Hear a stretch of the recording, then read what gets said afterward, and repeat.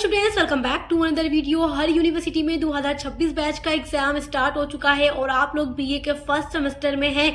पहली बार आप लोग एग्जाम देने वाले हैं ग्रेजुएशन का। और आप लोग अगर हिस्ट्री पढ़ते हैं जिसमें आपके पेपर का नाम है ancient and early medieval India till 1206 AD, तो आज का ये महासंग्राम क्लास आपके लिए बहुत इंपॉर्टेंट है। क्योंकि देखिए, बच्चों को समझ नहीं आता हम क्या पढ़ें और क्या ना पढ़ें, क्योंकि पहली बार उनका एग्जाम होता है बीए का फर्स्ट सेमेस्टर में। तो अभी तक आपने कुछ भी नहीं पढ़ा है, तो आज का ये महासंग्राम क्लास आपके एग्जाम 2026 के लिए बहुत ही इम्पोर्टेंट है, ऑल यूनिवर्सिटी के लिए।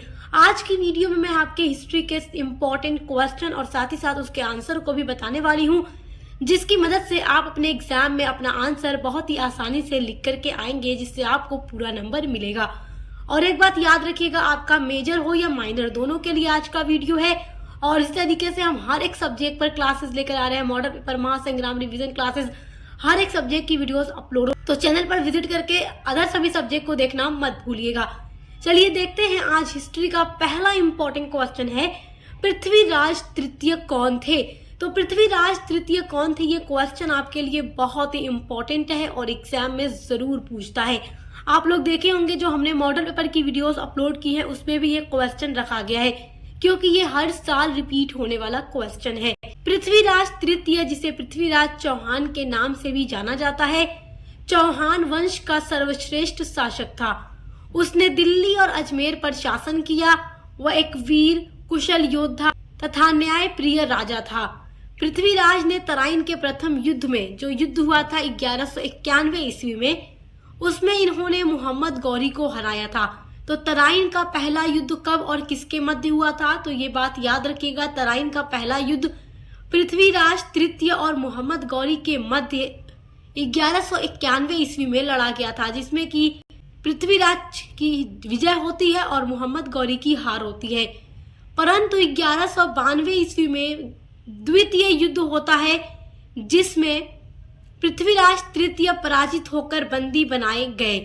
तो देखिए, अब जो दूसरा युद्ध होता है तराइन का, वो एक साल बाद होता है 1192 में, मोहम्मद गौरी और पृथ्वीराज तृतीय के बीच। और इस युद्ध में मोहम्मद गौरी जीत जाते हैं और पृथ्वीराज तृतीय की हार हो जाती है और उनको बंदी बना लिया जाता है और मृत्यु को प्राप्त हो जाते हैं, मतलब उनकी मृत्यु हो जाती है। उसकी वीरता और काव्य गुणों का वर्णन पृथ्वीराज रासों में चंद्रबरदाई ने किया है। उसकी पराजय के साथ ही उत्तरी भारत में मुस्लिम शासन की नींव पड़ जाती है। तो इस तरीके से आपको पृथ्वीराज तृतीय के बारे में परीक्षा में लिख कर के आना है, जिससे आपको बहुत ही अच्छा नंबर मिलेगा। तो यहाँ से आपका एक और छोटा सा इंपॉर्टेंट क्वेश्चन तैयार होता है कि पृथ्वीराज रासों के लेखक कौन है, तो चंद्रबरदाई है। आपका सेकेंड इंपॉर्टेंट क्वेश्चन है, हड़प्पा सभ्यता का आर्थिक जीवन कैसा था। तो हड़प्पा सभ्यता आपके हिस्ट्री का बहुत ही इंपॉर्टेंट टॉपिक है और हड़प्पा सभ्यता के ऊपर हम सारी डिटेल में वीडियो अपलोड कर चुके हैं। इसका आर्थिक जीवन बहुत ही इंपॉर्टेंट है, जो आपके एग्जाम में हर साल पूछा जाता है। तो इस क्वेश्चन को बहुत अच्छे से तैयार करके ही जाइएगा। तो देखिए, हड़प्पा सभ्यता का आर्थिक जीवन आप लोग एग्जाम में हेडिंग डालेंगे। आर्थिक जीवन का मतलब है कि हड़प्पा सभ्यता के लोगों का व्यवसाय क्या था, वो क्या काम करते थे, उनका आर्थिक जीवन कैसा था। तो हड़प्पा सभ्यता के लोग कृषि, पशुपालन, ये सारी चीजें करते थे। तो हड़प्पा सभ्यता के आर्थिक जीवन में जो आपका पहला पॉइंट हो जाएगा वो है कृषि। तो कृषि व्यवसाय को उन्नत बना दिया गया था हड़प्पा सभ्यता के समय। हड़प्पा सभ्यता के लोग गेहूं, जौ, कपास, शाक सब्जियों तथा फलों की खेती किया करते थे। दूसरा पॉइंट है पशुपालन। हड़प्पा सभ्यता के लोग गाय, भैंस, बकरी तथा कुत्ता आदि पशु पालते थे। कुछ लोग पशुपालन का धंधा अपनी आजीविका चलाने के लिए भी करते थे। तो देखिए, लोग जानवरों को पाल लेते थे, तो जानवरों को बेचकर अपनी आजीविका चलाते थे, या उनसे प्राप्त जो दूध होता था, गाय बकरी जो लोग पालते थे, दूध निकलता था, तो दूध बेचकर अपनी आजीविका चलाते थे। उसके अलावा कृषि भी करते थे। उसके अलावा हड़प्पा सभ्यता के आर्थिक जीवन में एक पॉइंट आ जाता है हस्तशिल्प। देखिए, हड़प्पा सभ्यता के लोग कुशल शिल्पकार भी थे, तो ये भी उनके आर्थिक जीवन का एक अंग था। उसके अलावा हड़प्पा सभ्यता के लोग उद्योग धंधे भी करते थे। तो क्योंकि देखिए, हड़प्पा सभ्यता जो थी बहुत ही विकसित सभ्यता थी, ये बात याद रखिएगा। तो हड़प्पा सभ्यता के लोग नगरों में रहने के कारण अनेक उद्योग धंधों के विकास में सफल हो गए। यहाँ सूत काटने, वस्त्र बुनने, वस्त्रों की रंगाई, छपाई तथा कढ़ाई करने, बर्तन बनाने तथा खिलौने बनाने के उद्योग भी विकसित हो गए थे। तो हड़प्पा सभ्यता के समय के लोग क्या करते थे, वस्त्रों को बुनते भी थे, उस पे कढ़ाई भी करते थे, उसकी रंगाई भी करते थे, बर्तन बनाते थे, खिलौने बनाते थे और इनको बेच करके अपनी आजीविका चलाते थे। तो ये था हड़प्पा सभ्यता का आर्थिक जीवन। बहुत ही इंपॉर्टेंट क्वेश्चन है, हर साल एग्जाम में पूछता है, तो इसको बहुत ही बढ़िया से तैयार करके ही जाइएगा। आपका अगला इंपॉर्टेंट क्वेश्चन है चार पुरुषार्थ। तो चार पुरुषार्थ के बारे में एग्जाम में क्वेश्चन जरूर पूछता है और अक्सर ये अति लघु में पूछ देता है। और देखिए लॉन्ग में कैसा क्वेश्चन आएगा उस पर भी हम वीडियोस अपलोड कर चुके हैं और यहाँ से बहुत सारे क्वेश्चन लॉन्ग में भी आपके आएंगे। तो ये वीडियो आपके लिए बहुत ही इम्पोर्टेंट है। चार पुरुषार्थ में देखिए, हिंदू धर्म में जीवन के चार पुरुषार्थ माने गए हैं: धर्म, अर्थ, काम और मोक्ष। धर्म का अर्थ है कर्तव्य और नैतिक आचरण। अर्थ का अर्थ है जीवन की आर्थिक आवश्यकताओं की पूर्ति। काम का अर्थ है शारीरिक और मानसिक सुख की प्राप्ति और मोक्ष का मतलब है आत्मा की मुक्ति या परम सत्य की प्राप्ति।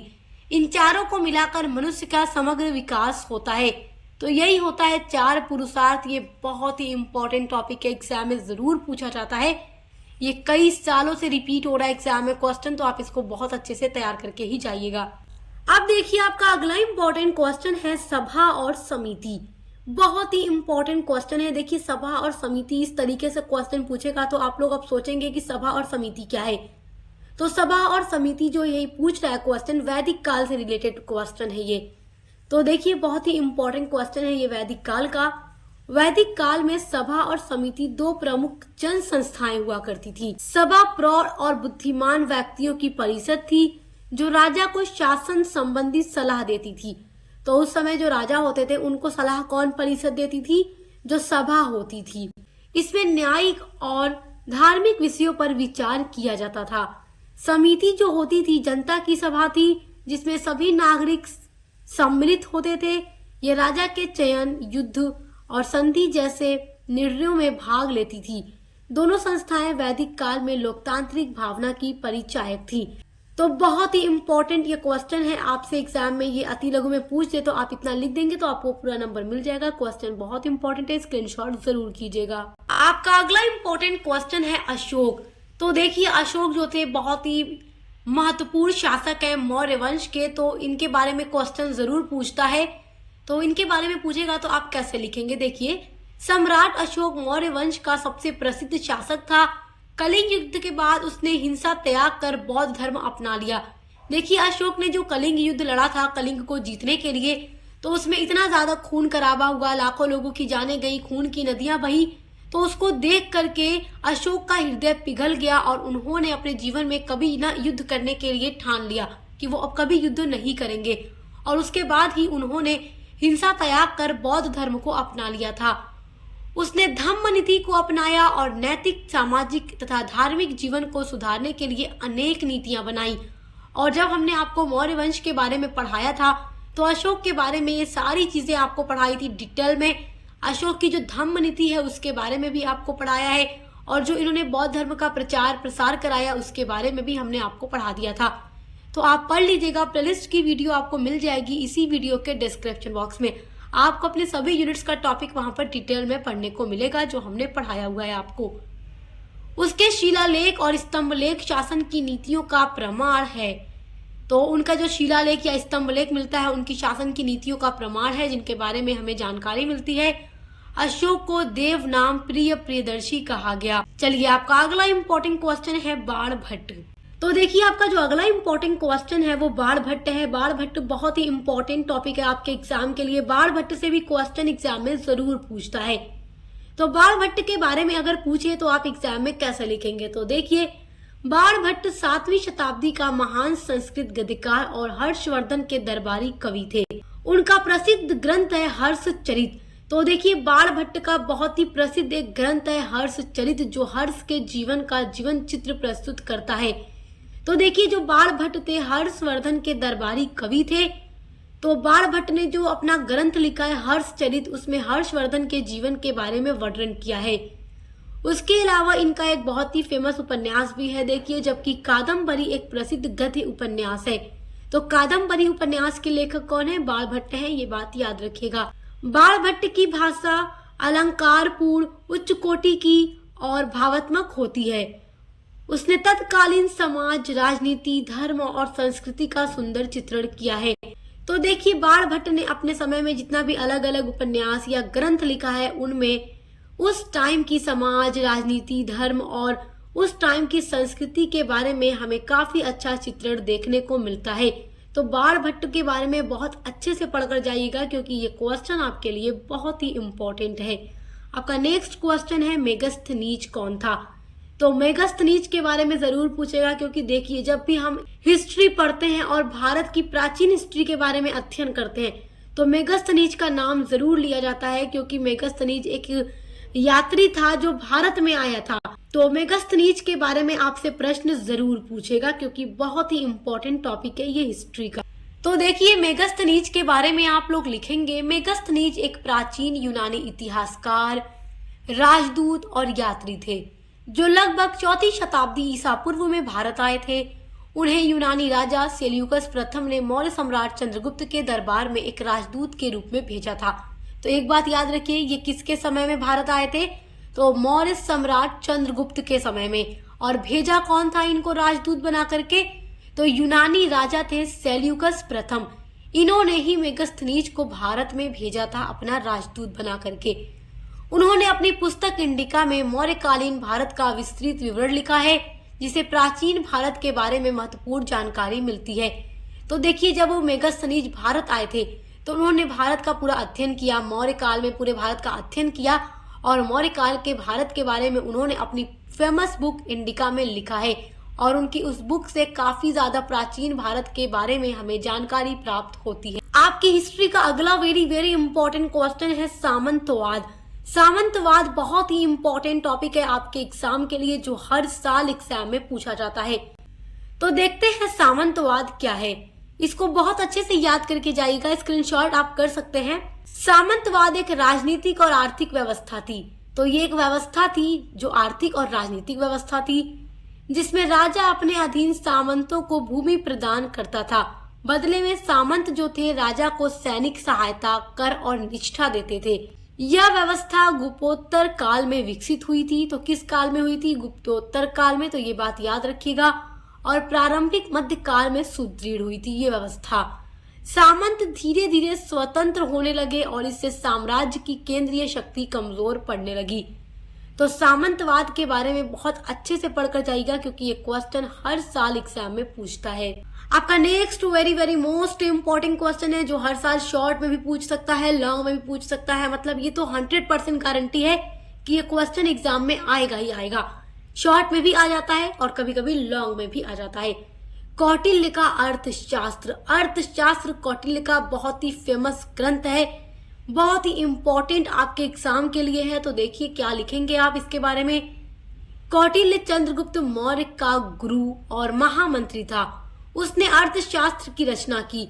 यह ग्रंथ मौर्यकालीन के इतिहास की जानकारी का प्रमुख स्रोत है।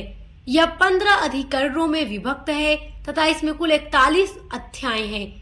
इन अध्यायों में राजनीति, प्रशासन, सामाजिक, आर्थिक, सांस्कृतिक, सैन्य व्यवस्था एवं कूटनीति संबंधी जानकारी प्राप्त होती है। तो कौटिल्य के द्वारा लिखा गया जो ये अर्थशास्त्र ग्रंथ है, उनमें इन सभी चीजों के बारे में हमें जानकारी मिलती है। ये बहुत ही फेमस ग्रंथ है, इसके बारे में आपको बहुत ही अच्छे से पढ़ करके जाना है। आपका अगला very very most important question है, राजतरंगिनी में किसका इतिहास है? ये क्वेश्चन एग्जाम में जरूर पूछता है हर यूनिवर्सिटी में। राजतरंगिनी में किसका इतिहास हमें मिलता है? तो देखिए, राजतरंगिनी कलहर द्वारा रचित एक संस्कृत ग्रंथ है। तो राजतरंगिनी एक ग्रंथ है जिसको संस्कृत भाषा में कलहर के द्वारा लिखा गया है। राजतरंगिनी का शाब्दिक अर्थ है राजाओं की नदी, जिसका भावार्थ है राजाओं का इतिहास या समय प्रवाह। यह कविता के रूप में है। तो ये जो ग्रंथ लिखा गया है कविता के रूप में लिखा गया है। इसमें कश्मीर का इतिहास वर्णित है जो महाभारत काल से आरंभ होता है।